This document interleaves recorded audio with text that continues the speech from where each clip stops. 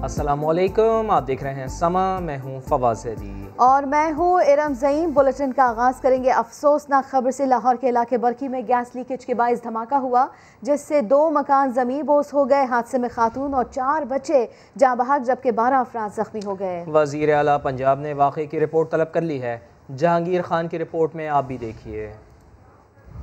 Gas leakage की वजह से खौफनाक हादसा, 2 घर धमाके से जमीन बोस, 4 बच्चे और खातून जान से गए। अफसोसनाक वाकया बंगाली गांव में पेश आया। फरियाद और तसव्वुर नामी कजन्स 2 घरों में इकट्ठे रिहाइश पजीर थे। अचानक गैस लीकेज धमाके से दोनों के घर गिर गए और उनकी फैमिलीज मलबे तले दब गयी। रेस्क्यू और मुकामी अफराद ने उन्हें निकाला। एकदम धमाका हुआ है तो हम लोग उठे हैं, बाहर देखे हैं तो ये वो आगा एक लावा था जो आग का ऊपर जा रहा था, तो इधर आए हैं, लोग छोड़ डाला और लोग आए हैं, लोगों के साथ मिलकर ये मलबा उठाया है।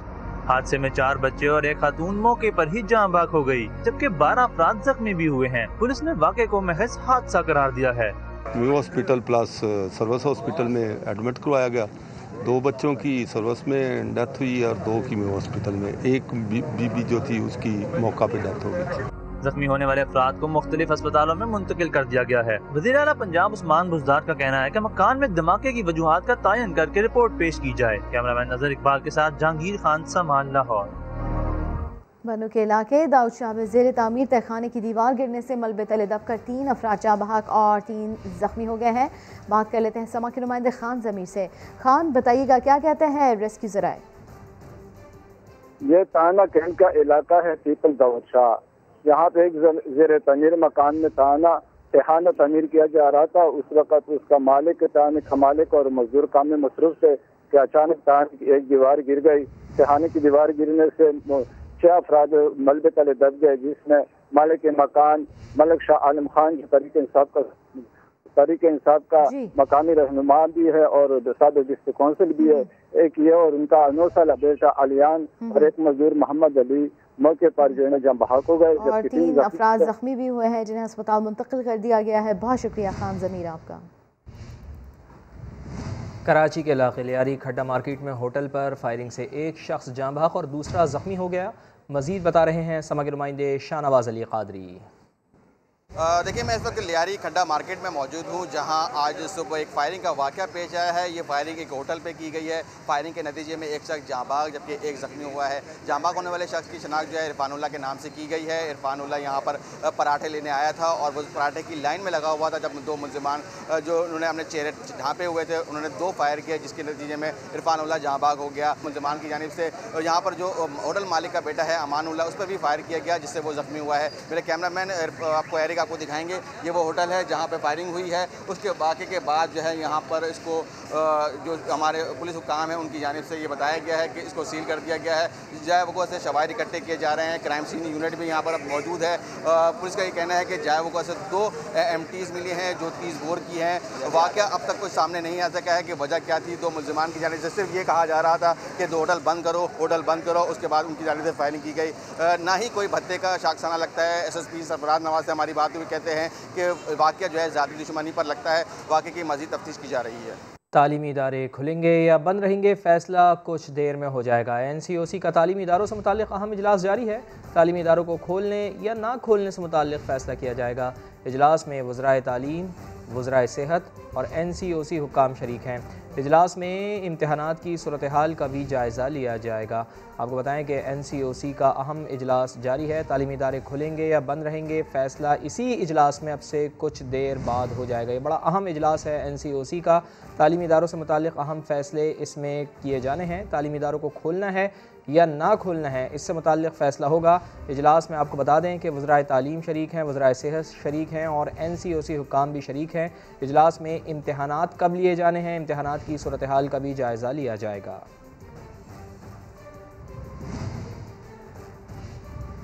तालीमी इदारे खोले जाएँ। प्राइवेट स्कूलों और कॉलेजों के मालिकान के साथ असातिज़ा और तालिब इल्म भी मुतालबा लिए सड़कों पर निकल आ गए। नेशनल प्रेस क्लब से एहतजाजी रैली निकाली, डी चौक पर धरना दे दिया है। ताज़ा तरीन सूरत हाल इस वक्त वहाँ पर क्या है, मौजूद है समा की नुमाइंदा फ़रा रब्बानी। फ़रा, बताइएगा कितनी बड़ी तादाद में यहाँ पर असातिज़ा और तलबा शरीक हैं और क्या शिकवा कर रहे हैं? बिल्कुल, एक बड़ी तादाद में यहाँ पर तलबा मौजूद हैं, उनके वालिदैन मौजूद हैं, असातिज़ा मौजूद हैं, कायदीन मौजूद हैं सुप्रीम काउंसिल के, और उनका यही मुतालबा है कि स्कूल्स को खोला जाए। प्रेस क्लब से डी चौक तक इन लोगों ने मार्च किया है। तालीम बचाओ मुहिम या तहरीक का नाम इसको दिया जा रहा है। इनका यही कहना है कि स्कूल्स खोले जाएँ। अगर NCOC के इजलास के हवाले से बात की जाए तो उसमें जो मुतवक्के फैसले हैं वो यही है कि ईद तक स्कूल्स को बंद किया जाए या 2 हफ्तों के लिए मजीद बंद किया जाए। तो इनका यही कहना है कि हम ऐसा कोई फैसला नहीं मानेंगे। हम चाहते हैं कि जल्द अज जल्द स्कूल को खोल दिया जाए। जब सारी शोबे खुले हैं ज़िंदगी के तो फिर स्कूल्स को क्यों बंद किया जा रहा है। अभी अगर ताज़ा तरीन बात की जाए तो इनकी जानिब से ऐलान किया गया है कि हमारे कुछ काफिले हैं जिनको मुख्तलिफ जगहों पर इस्लामाबाद के एंट्री पॉइंट्स पर या इस्लामाबाद में रोक दिया गया है। तो 1 घंटे का वक्त दिया गया है कि उनको आने की यहाँ पर डी चौक पर इजाज़त दे दी जाए ताकि वो भी यहाँ पर शामिल हो सके। और अगर ऐसा नहीं हुआ और साथ ही साथ अगर हुकूमती नुमाइंदा कोई यहाँ नहीं पहुँचा तो ये लोग डी चौक से आगे मार्च करेंगे। इस वक्त की अगर बात की जाए तो यही कहते हैं कि हम धरना देकर बैठ गए हैं, हम यहाँ से नहीं जाएंगे। ठीक है, बहुत शुक्रिया फरार रब्बानी, अपडेट कर रही थी आप। माह मुबारक रमज़ान में वैक्सीन लगवाने वाले अफराद को उम्रे की इजाज़त दे दी गई है। सऊदी अरब ने ऐलान कर दिया है। सऊदी वज़ारत हज और उम्रा के मुताबिक रमज़ान में जो लोग उम्रा अदा करना चाहते हैं उन्हें वैक्सीनेशन की शर्त पर इजाज़त दी जाएगी। जिन लोगों ने वैक्सीन की 2 डोजेज़ लगवा ली हैं वो उम्रा कर पाएंगे। वो लोग जिन्हें कोरोना हो चुका है और वैक्सीन लगवा चुके हैं उन्हें भी उम्रा करने की इजाज़त मिल जाएगी। रमज़ानुल मुबारक में खाना काबा और मस्जिद नबवी में कोविड-19 से बचाव के लिए इक़दामात मज़ीद सख्त किए जाएंगे।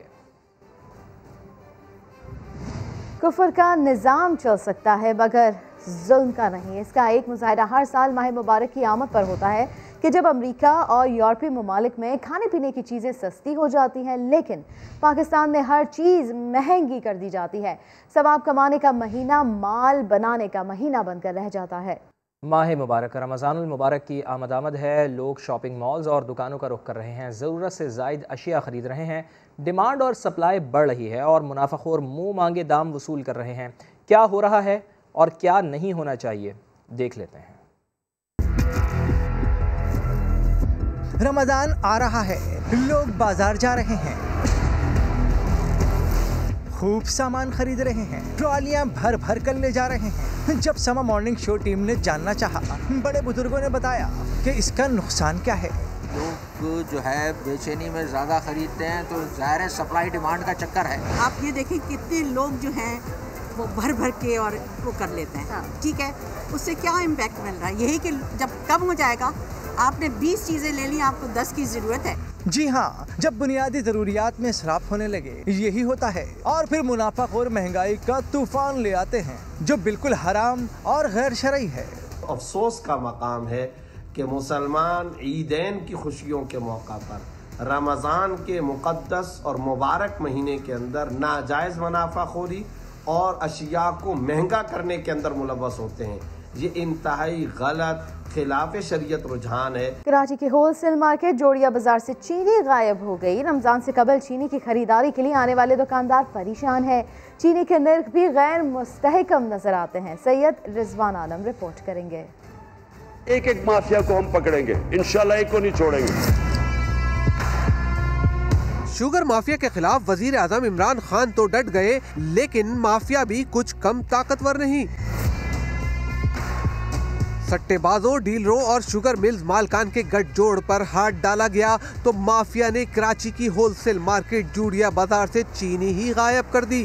मार्केट में कुछ लोगों के ऊपर जो पकड़ने पकड़ाने की बातें चल रही हैं, उस वजह से जो बड़े बड़े जो डीलर्स हैं वो चीनी मंगवाना उन्होंने बंद कर दी है। जो बड़े बड़े थे वो माल भेजते थे यहाँ पे, अब वो इस टाइम गवर्नमेंट के शिकंजे में। दुकानदारों का कहना है कि रमजान से कबल चीनी की तलब आम दिनों के मुकाबले में दुगनी हो जाती है। शुगर माफिया इसको इस्तेमाल करते हुए चीनी की फराहमी रोक कर हुकूमत पर दबाव डाल रही है। कराची में इंटीरियर सिंध में बहुत गोदाम है, चीनी भरी पड़ी हुई है, लोगों लाखों बोरी पड़ी हुई है। अल्लाह करे रमजान में नीचे आ जाए, ये गवर्नमेंट कोई करे जखीरे। जब तक जखीरे नहीं पकड़ेंगे, जब तक गोदामों से नहीं पकड़ेंगे, जब तक नीचे आने का कोई वो।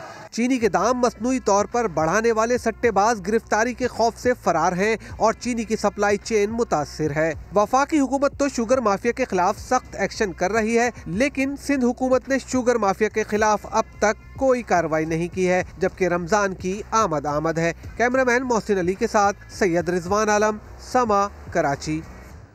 शुगर माफिया को लगाम डालने के लिए शिकंजा तैयार। वज़ीर-ए-आज़म इमरान खान ने सट्टेबाजों के खिलाफ कार्रवाई के लिए वन विंडो ऑपरेशन कानून की मंजूरी दे दी है। हुकूमती तर्जुमान से कहा है कि PDM को छोड़ें, अपनी परफॉर्मेंस की बात करें। शेख रशीद अहमद कहते हैं कि रमज़ानुल मुबारक में शहरियों को भरपूर रिलीफ दिया जाएगा। अब्बास शब्बीर की रिपोर्ट। चीनी के कारोबार पर सट्टा लगाने वाले अब बच नहीं पाएंगे। वजीर आजम ने सख्त और फौरी एक्शन के लिए कानून की मंजूरी दे दी। हुकूमती और पार्टी तर्जुमानों की बैठक में कहा, माफियाज के खिलाफ पहली बार जामे कार्रवाई हो रही है। कोई सट्टेबाज नहीं बचेगा, जबकि आवाम को रमजान के महीने में सस्ती चीनी मिलेगी। तर्जुमानों को अपोजिशन के बयानात पर जवाबात के बजाय हुकूमती कारकर्दगी उजागर करने की हिदायत भी कर दी। सिर्फ चीनी नहीं, तमाम अशिया ज़रूरिया आवाम को वाफिर और सस्ते दामों दस्तयाब होंगी। विफाकी वजीर दाखिला की इजलास के बाद गुफ्तगू, सियासी मुखालफिन से मुताल्लिक वजीर आज़म की हिदायत भी बता दी। प्राइम मिनिस्टर साहब ने ये भी कहा है कि अपोजिशन को मुंह लगाने की जरूरत नहीं है, अपनी कारकर्दगी लोगों को बताओ। मिडल मैन और जखीरा अंदोजों का रास्ता कैसे रोका जाएगा? सेनेटर फैसल जावेद ने पुराने कानून में नई तरमीम की वजाहत कर दी। सट्टेबाज जो हैं इनके खिलाफ कोई कानून नहीं था, जखीरा अंदोजों के खिलाफ तो ऑफेंस था। इसके ऊपर कानून लेकर के आए हैं। 1958 का एक कानून जो है वो तब्दील किया है। गन्ने की पैदावार से लेके चीनी के बिकने तक जो है इसकी मॉनिटरिंग वो वन विंडो है। हुकूमती रहनुमाओं ने एक बार फिर ये भी वाजे किया कि वजीर आजम इमरान खान किसी से डील करेंगे, ना ही NRO देंगे। फिर वीडियोस की बातें बताएंगे इसी बुलेटिन में। लाहौर इंतजामिया ने चीनी की कीमतों की खिलाफ वर्जी पर कार्रवाई करके 4 दुकानों को सील, जबकि 6 अफराद को गिरफ्तार कर लिया। असिस्टेंट कमिश्नर शालिमार मंसूर काजी ने मुख्तलिफ इलाकों में कार्रवाई करके 6 अफराद को गिरफ्तार, जबकि 4 दुकानों को सील कर दिया। 40,000 रुपये जुर्माना भी किया गया। हुकूमत ने चीनी की फ़ी किलो कीमत 85 रुपये मुकर्रर की है। ज़िला इंतजामिया ने कहना के इलाके में भी गोदामों पर छापा मारकर ज़ख़ीरा की गई चीनी बरामद कर ली है, जबकि 2 गोदामों को भी सील कर दिया। चीनी महंगी बेचने वालों के खिलाफ लाहौर इंतजामिया की जानिब से एक्शन किया गया।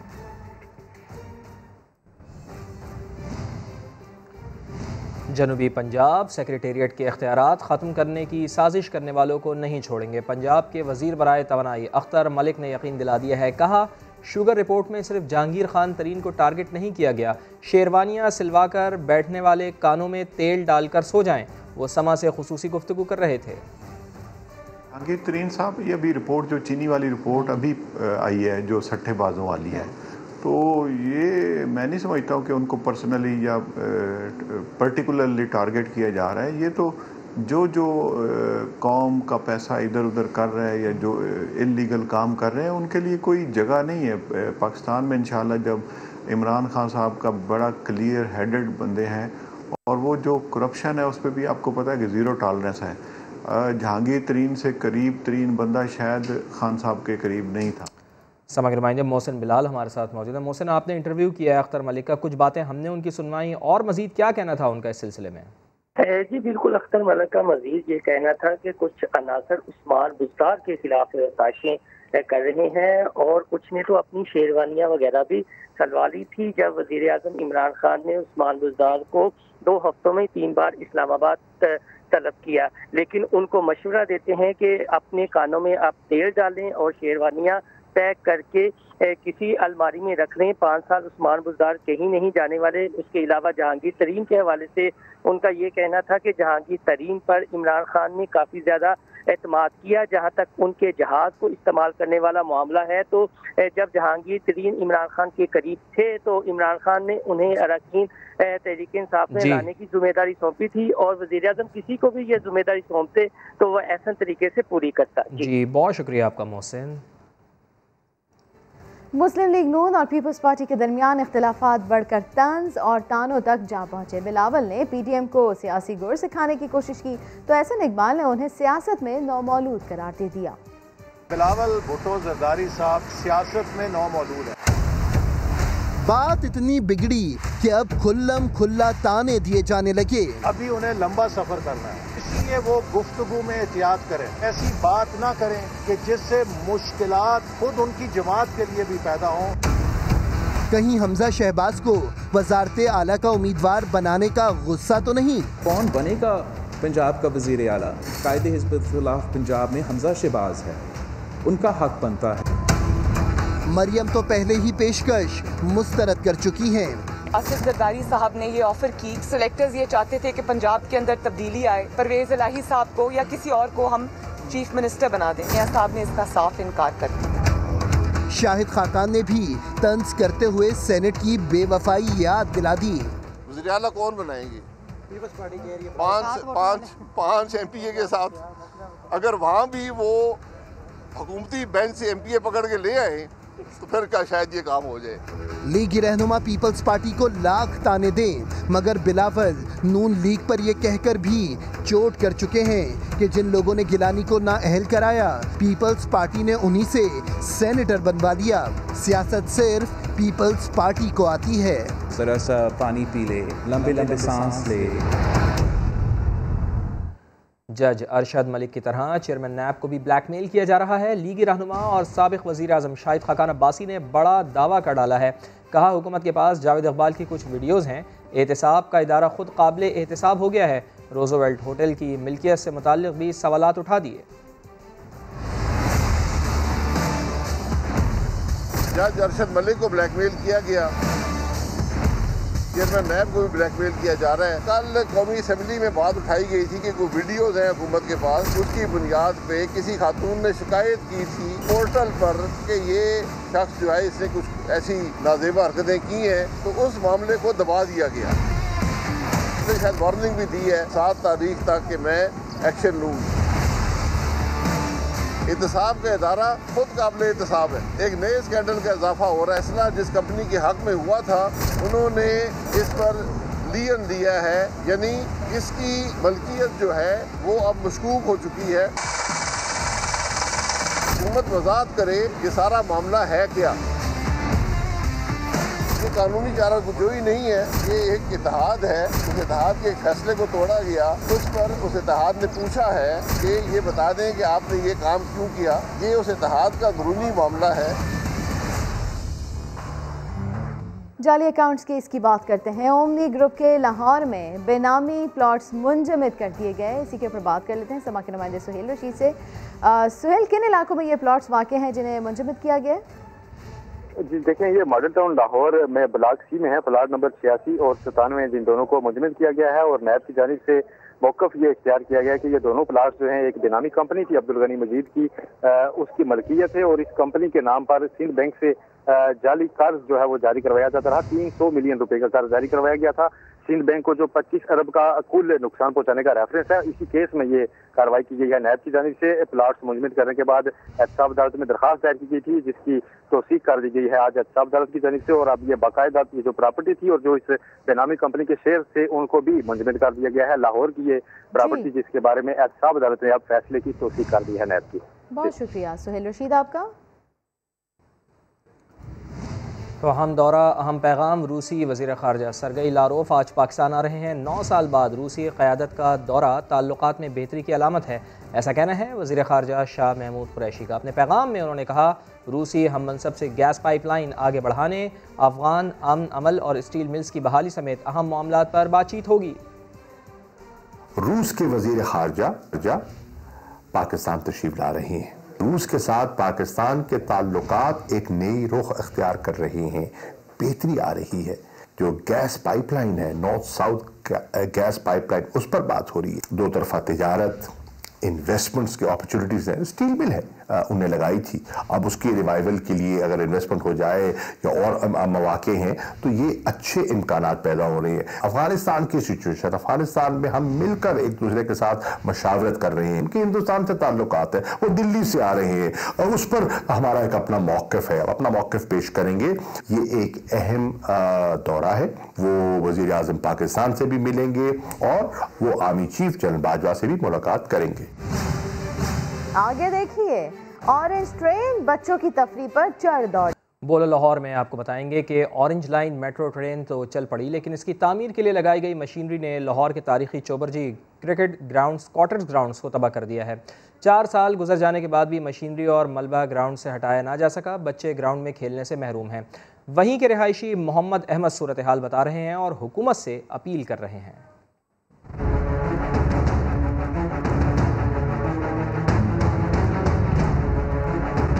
मेरा नाम मोहम्मद अहमद है, मैं यहाँ चुबुर्जी का रिहायशी हूँ। हमारे पास खेलने की एक ही ग्राउंड थी और जब से ऑरेंज लाइन ट्रेन का ये काम शुरू हुआ है वक्त से ये ग्राउंड इन्होंने अपने कब्जे में ले ली हुई है। कि मशीनरी इतनी गल सड़ गई है कि ये लोग यहाँ से उठा ही नहीं रहे हैं। ऊपर से यहाँ पे मलबा वगैरह कितना पड़ा हुआ है। कोरोना वायरस चल रहा है, हमारे पास यही एक्टिविटी थी खेलने की। स्कूल्स वगैरह सारे कॉलेजेस वगैरह बंद हैं। यहाँ पे रात के वक्त फैमिलीज वगैरह यहाँ पे आ जाया करती थी। स्मेल, कीड़े मकोड़े, ऐसे ये गंदगी यहाँ पे इसी वजह से कोई अब आता ही नहीं है। ये देखें इस तरह की फजूल चीज़ें यहाँ पे रखी हुई हैं और ये यहाँ से हटाते ही क्यों नहीं। हमने इतनी मरतबा इनसे रिक्वेस्ट की है कि ये ग्राउंड को खाली करवा दें। हमने यहाँ पे क्रिकेट वगैरह खेलनी होती है तो ये हमारी बात नहीं सुनते हैं। मैं गवर्नमेंट से अपील करता हूँ कि खुदारा हमारी ये ग्राउंड खाली करवा दें ताकि हम दोबारा यहाँ पे आके खेल सकें। बलूचिस्तान में सरकारी मुलाजमीन का एहतजाज 9वें रोज़ में दाखिल हो गया। हुकूमत और मुजाहिरीन में डेडलॉक बरकरार है। मुलाजमीन 19 निकाती मुतालबात मनवाने पर बज़द हैं। मुजीबुल्लाह की report. Balochistan employees grand alliance में शामिल मुलाजमीन अपने मुतालबात के हक में डट गए। असातिज़ा, paramedics, doctors, nurses, civil secretariat के मुलाजमीन समेत 32 महकमों के मुलाजमीन ईदी चौक पर धरने में शरीक है। कहते हैं तनख्वाहों में वफाक की तर्ज पर इजाफा किया जाए। जब फेडरली अनाउंस हो चुका है 25% इजाफे का सैलरी में, तो इन्हें भी करना चाहिए। महंगाई 400% तक बढ़ा दी है, उस वक्त गवर्नमेंट के हाथ नहीं कांपे। तर्जुमान हुकूमत बलूचिस्तान लियाकत शाहवानी कहते हैं तनख्वाहों में इजाफे की मद में 15 अरब रुपए धरने में शरीक मुलाजिमीन को दे दें तो बेरोजगार नौजवानों को रोजगार फराहम करने का ख्वाब शर्मिंदा ताबीर होना मुमकिन नहीं। हम उनसे गुजारिश कर रहे हैं कि 15 अरब अगर आपको हम दे देते हैं तो बाकी बेरोजगार नौजवानों के लिए जो हमारे पास आसामियाँ और फर्दर जो हमने क्रिएट करने हैं उनको हम कहाँ से फाइनेंस करेंगे, उनके पैकेजेस कहाँ से आएंगे। बलूचिस्तान की अपनी जो रेवेन्यू जनरेशन है हार्डली एनुअल जो है वो 30 अरब रुपए हैं। हुकूमत बलूचिस्तान ने सरापा एहतजाज मुलाजमीन से मुज़ाकरात के लिए 10 रुकनी कमेटी तश्कील दे रखी है, जिन्होंने बारहा मुज़ाकरात भी किए, ताहम ताहाल खातिर ख्वाह नताइज सामने ना आ सके। कैमरामैन शहजाद अनवर के साथ मुजीबुल्लाह, समा, कोयटा। तो NCOC का इजलास जारी था और इस इजलास में बड़ा फैसला किया गया है। तालीमी इदारे ईद तक बंद रखने का ऐलान कर दिया गया है। तो अहम खबर ये आ रही है NCOC के इजलास से कि तालीमी इदारे ईद तक बंद रखने का ऐलान कर दिया गया है। तालीमी इदारे खुलेंगे या बंद रहेंगे, इसका फ़ैसला आज होना था और अब फैसला कर लिया गया है। ईद तक तालीमी इदारे बंद करने का फैसला हुआ है। बात कर लेते हैं समा की नुमाइंदा फराह रब्बानी से। फराह, बताइए इस बारे में।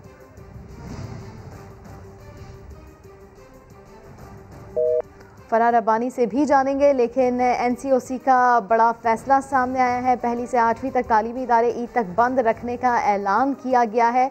कोरोना के बाद जो है तीसरी लहर बेकाबू दिखाई देती है। रोज़ाना की बुनियाद पर कई केसेस सामने आते हैं और आज अहम इजलास था NCOC का जो इस वक्त भी जारी है और स्पेशली इसका इंतज़ार किया जा रहा था कि तालीमी इदारे खुले रहेंगे या बंद होंगे, तो इसका फ़ैसला अब कर लिया गया है। तालीमी इदारे ईद तक बंद रखने का ऐलान किया गया है। NCOC का बड़ा फैसला सामने आया है, तालीमी इदारे ईद तक बंद रखने का फैसला किया गया है। बिल्कुल, इजलास में वज़राए तालीम, वज़राए सेहत और NCOC हुक्काम शरीक हैं। NCOC इजलास में इम्तहानात की सूरत हाल का भी जायज़ा लिया गया है। समा की नुमाइंदा फराह रब्बानी हमारे साथ मौजूद हैं। फराह, ज़रा कंफर्म कर दीजिएगा, तालीमी इदारे ईद तक तो बंद रखने का ऐलान किया गया है, क्या पहली से 8वीं जमात तक तालीमी इदारे बंद रहेंगे या मजमूई तौर पर मुकम्मल बंद रहेंगे?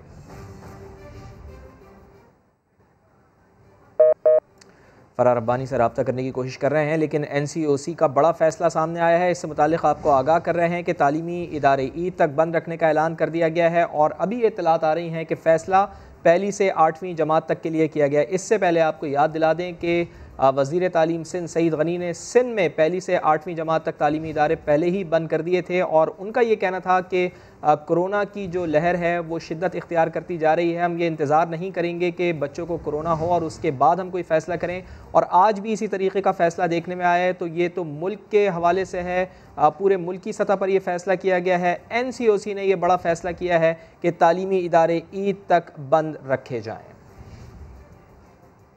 वज़ीर तालीम शफ़क़त महमूद प्रेस कॉन्फ्रेंस कर रहे हैं कि जो तालीमी इदारे अप्रैल 11 तक बंद हैं, क्या वो खोले जाएंगे या मज़ीद बंद रहेंगे। और दूसरा ये कि जो इम्तिहानात होने हैं उनका क्या शेड्यूल होगा और वो कैसे होंगे। और इम्तिहानात भी दो किस्म के हैं। एक इम्तिहानात वो हैं जो कि 9th 10th 11th 12th के हैं, और दूसरे एग्ज़ाम वो हैं जो कि A लेवल, O लेवल और AS लेवल के जो इम्तिहान होने हैं। तो इन दोनों चीज़ों पे बड़ी तफसीलन डिस्कशन हुई, और डिस्कशन के बाद जो फैसले हुए वो मैं आपके सामने पेश करना चाहता हूँ। पहला फैसला ये हुआ कि जो ज़िले मुतासिर हैं, यानी कि हर ज़िला पाकिस्तान में मुतासिर नहीं है और हर इलाका मुतासिर नहीं है, लेकिन जो ज़िले मुतासिर हैं वहाँ क्लास 1 to 8 जो है वो नहीं होंगी, और 28 अप्रैल तक ये क्लासें बंद कर दी गई हैं। क्लास 1 to 8 की फ़िज़िकल प्रेजेंस जो है वो नहीं होगी उन जगह पे जहाँ पे अफेक्टेड है। मसलन एजुकेशन मिनिस्टर पंजाब ने बताया कि उनके 13 अजला ऐसे हैं जो अफेक्टेड हैं, और इसलिए उन 13 अजला में क्लास 1 to 8 जो है वो 28 अप्रैल तक फ़िज़िकल प्रेजेंस जो है उनकी नहीं होगी। इसी तरह सिंध में भी ऑलरेडी उन्होंने ऐलान कर दिया है 1 to 8 का, और ये फैसला, और खैबर पख्तूनख्वा में भी, और ये फैसला जो है जो फैसला है ये सूबे फैसला करेंगे कि कहाँ अफेक्टेड डिस्ट्रिक्ट्स हैं और कहाँ पे ये होगा। बाकी 28 अप्रैल को इस चीज़ पे दोबारा मुशावरत होगी कि इनको ईद तक बंद रखा जाए या ईद से पहले कुछ क्लासेस स्टैगर्ड तरीके से 1 to 8 की होनी चाहिए या नहीं होनी चाहिए। उसके बाद अगर ये फैसला हुआ कि जो क्लासें 9 से 12 तक की हैं और जो 9, 10, 11, 12 हैं जिनका आगे इम्तिहान होना है, इनको स्ट्रिक्ट SOPs के साथ 19 अप्रैल से हर जगह आने की इजाज़त दी जाए, यानी कि जो अफेक्टेड डिस्ट्रिक्ट्स भी हैं वहाँ पर भी एक स्टैगर्ड तरीके से 9, 10, 11, 12 जो है वो आएंगे, ताकि वो अपना लेसन्स जो है या अपना जो कोर्स है उसको मुकम्मल कर सकें, ताकि इम्तिहान के लिए उनकी तैयारी जो है वो हो सके। और जहाँ पे अफेक्टेड डिस्ट्रिक्ट्स हैं वहाँ पे यूनिवर्सिटीज़ जो हैं वो भी बंद रहेंगी और वो ऑनलाइन चले जाएंगी, और जहाँ असर नहीं है वहाँ पे अफेक्टेड डिस्ट्रिक्ट्स जहाँ नहीं हैं वहाँ पे यूनिवर्सिटीज़ अपना मामूल के मुताबिक काम करते रहेंगे। तो ये तो है बुनियादी तौर पे जो बंदिश और खोलने का जो फैसला है उसके बारे में चंद मैं थोड़ा सा इसको समराइज कर दूं कि 1 to 8 अफेक्टेड डिस्ट्रिक्ट्स में बंद 28 अप्रैल तक। 28 अप्रैल को जायज़ा लिया जाएगा कि वो ईद तक मज़ीद बंद रखे जाएँ या नहीं, और जो 9 to 12 है वो 19 अप्रैल से हर जगह वो स्कूल में आना शुरू हो जाएंगे, ताकि वो आखिरी तैयारी कर सकें अपने, और टीचर्स उनको हेल्प कर सकें अपने इम्तिहान के लिए। अब रह गया जी मामला इम्तिहानात का। जो वज़ीर तालीम शफ़क़त महमूद NCOC इजलास में होने वाले फैसलों से मुताल्लिक़ प्रेस कॉन्फ्रेंस कर रहे हैं। एक ब्रेक के बाद हाजिर होंगे हेडलाइंस के साथ। देखते रहिए समा।